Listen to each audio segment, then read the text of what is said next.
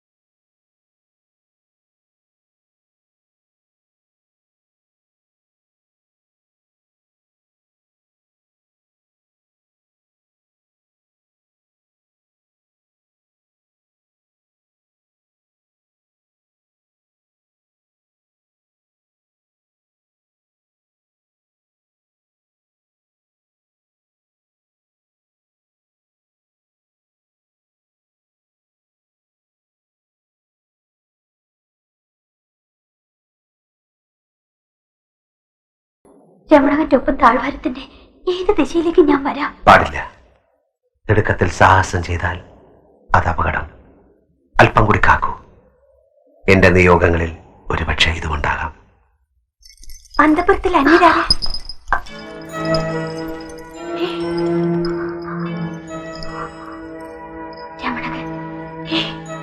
രമണകനോ? അന്തപുരത്തിൽ എങ്ങനെ കടന്നു? കാഴ്ചയുള്ള കൂട്ടുകാരൻ എന്നെ സഹായിച്ചു. കാഴ്ചയുള്ള കൂട്ടുകാരനോ? ആരാണത്? ഞാൻ രഘുരാമൻ. അയ്യോ, ആരുടെയും കാതിൽ വീഴണ്ട. കടന്നു പൊയ്ക്കോളൂ വേഗം. അറിഞ്ഞാൽ കൊന്നു മുളന്തണ്ടിൽ കുത്തി നിർത്തും.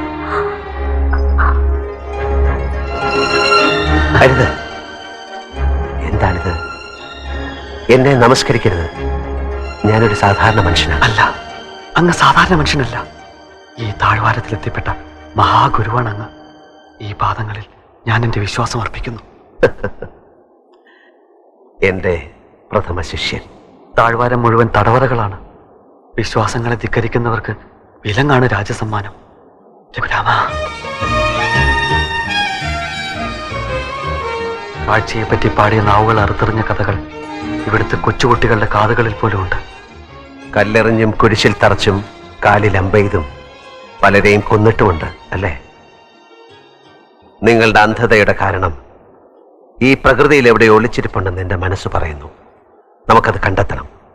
കാഴ്ചയെപ്പറ്റി പറഞ്ഞ് നമുക്ക് ഈ താഴ്വരയെ ബോധ്യപ്പെടുത്തണം. പക്ഷേ താഴ്ന്ന ഗോത്രക്കാരും ഉയർന്ന ഗോത്രക്കാരും തമ്മിൽ എന്നും യുദ്ധമാണ്. നീചഗോത്രക്കാർ കറുത്തവരാണത്രേ. താഴ്ന്ന ഗോത്രക്കാരുടെ നിറം കറുത്തതാണെന്ന് ആരാണ് നിങ്ങളോട് പറഞ്ഞത്? ഇവിടെ ഞാൻ കാണുന്ന മേൽഗോത്രക്കാരിൽ തന്നെ കറുത്തവരും വെളുത്തവരുമുണ്ട്. ഇതൊക്കെ നിങ്ങളെ തമ്മിലടിപ്പിക്കാൻ ആരോ പടച്ചുണ്ടാക്കിയ അസംബന്ധങ്ങളാണ്. കാഴ്ചയുണ്ടായിരുന്നെങ്കിൽ ഗോത്രപ്പകയുടെ പേരിൽ നിങ്ങൾ ഒരിക്കലും ആയുധമെടുക്കുമായിരുന്നില്ല. രഘുരാമ, താഴ്വരയിൽ നീ ഇനിയും ഏറെ അറിയാനിരിക്കുന്നതേ ഉള്ളൂ. കാഴ്ചയെ പറ്റിയുള്ള അവന്റെ വാക്കുകൾ പ്രജകളെ സന്ദേഹികളാക്കും. രമണകൻ അവന്റെ വാക്കുകളിൽ മയങ്ങി എന്ന് വെച്ചാൽ അവന്റെ നാവിന് കാതുകൊടുക്കാൻ വേറെയും രമണകന്മാരുണ്ടാവുമെന്നർത്ഥം. അവിശ്വാസബോധി ഉറപ്പിക്കാൻ അവനെ അനുവദിക്കരുത്.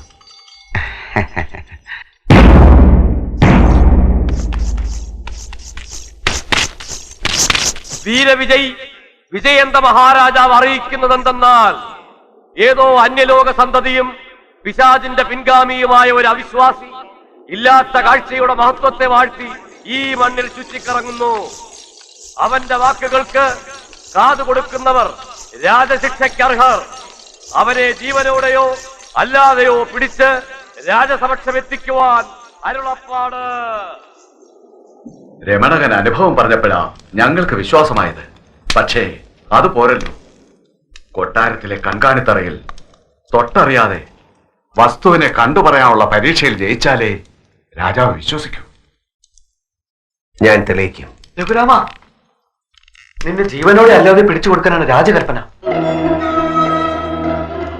ഒരു മാർഗമുണ്ട്. നീ ഞങ്ങളുടെ വേഷം ധരിക്കണം.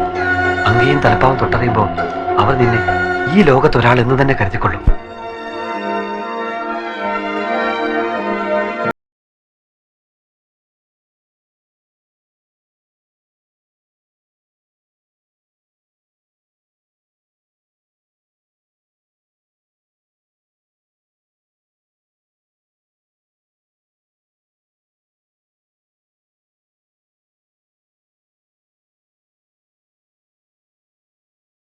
അയാൾക്ക് കാഴ്ചയുണ്ട്. രമണകനെ ആരും അറിയാതെ കൊട്ടാരത്തിൽ കൊണ്ടുവന്നു. ഞാൻ അയാളുടെ ശബ്ദം കേട്ടു. അയാളുടെ വാക്കുകൾക്ക് താഴ്വരയുടെ മട്ടില്ല. അയാൾ ഏതോ നിയോഗത്തിന്റെ നിമിത്തമാകാം. കാഴ്ചയുള്ളവൻ ദൈവപുത്രനാണെന്ന് പൂർവീകർ പറഞ്ഞിട്ടുണ്ട്. കൽപ്പന പുറപ്പെടുവിച്ചു കഴിഞ്ഞു. ജീവനോടെ അല്ലാതെയോ പിടിച്ച് ഹാജരാക്കാൻ. പാലുകളും കുരിശുകളും എന്റെ മകൻ ധാരാളം ഉണ്ടാക്കിയിട്ടുണ്ടല്ലോ. ഭരിക്കാൻ ആദിയിൽ ലോകം ഈ പാറക്കൂട്ടങ്ങൾക്കിടയിലെ ശൂന്യതയായിരുന്നു. പിന്നെ സ്പർശനശേഷിയില്ലാത്ത ജീവികളുണ്ടായി.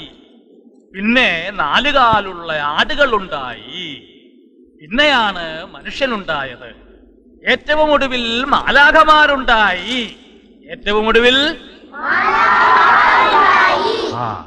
മാലാഖമാരെങ്ങനെയിരിക്കും? മാലാഖമാരോ? അങ്ങ് ദൂരെ ദൂരെന്ന് ചിലപ്പോ പാട്ടുകൾ കേൾക്കാറില്ലേ? അത് മാലാഖമാരുടേതാണ്. കുട്ടികളെ, ഈ ലോകം വളരെ ചെറുതാണ്. ഇലാമപ്പഴം പോലെ ചെറുത്.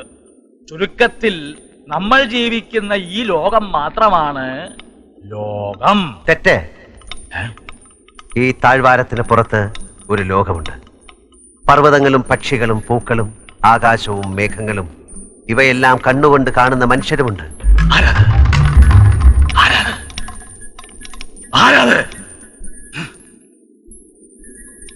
കുട്ടികളെ, പേടിക്കണ്ട. ഏതോ ദുഷ്ടഗ്രഹങ്ങളുടെ അശരീരിയാണത്. നമുക്ക് പഠനം തുടരാം. ഈ ലോകത്തിന്റെ അതിരുകൾ നമ്മൾ ജീവിക്കുന്ന ഈ താഴ്വാരത്തിന്റെ ചുറ്റുമുള്ള പാറക്കെട്ടുകളാണ്.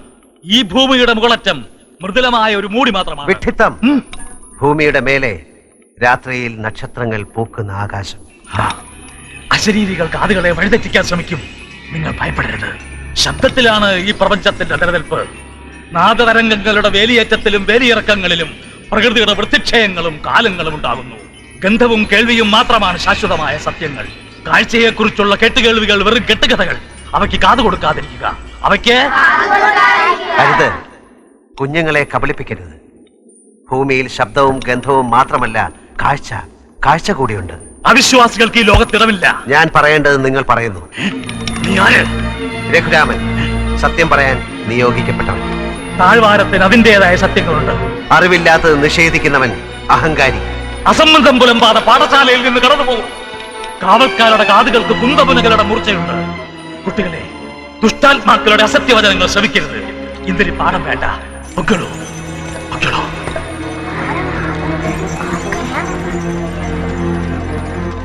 കുഞ്ഞുങ്ങളെ, നിങ്ങളുടെ അധ്യാപകൻ അസത്യത്തിന്റെ പ്രവാചകനാണ്. എന്ന് പറഞ്ഞാൽ കള്ളങ്ങൾ പഠിപ്പിക്കുന്നവൻ. അയ്യോ, അധ്യാപകനെ അങ്ങനെയൊന്നും പറയരുത്. ശബ്ദദേവത കോപിക്കും. എന്തെല്ലാം അബദ്ധങ്ങളാണ് നിങ്ങൾ മനസ്സിലാക്കി വെച്ചിട്ടുള്ളത്. കുഞ്ഞുങ്ങളോട് ഒരു ദേവതയും കോപിക്കില്ല.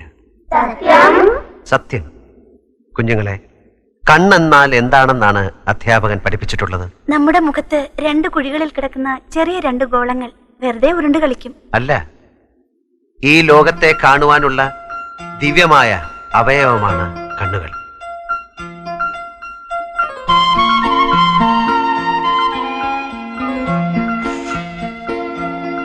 നല്ല മണം അല്ലേ? അതെ. മണം മാത്രമല്ല, ഈ പൂവ് കാണാനും മനോഹരമാണ്.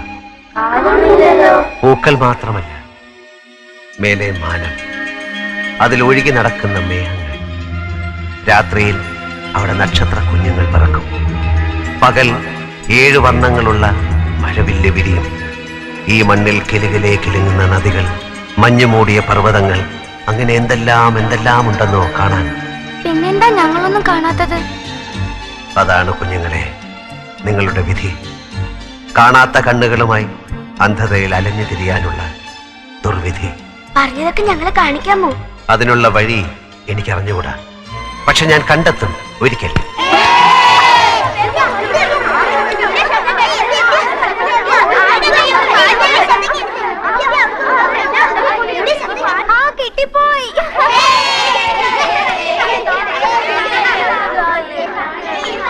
ആരും വഴക്കിടണ്ട.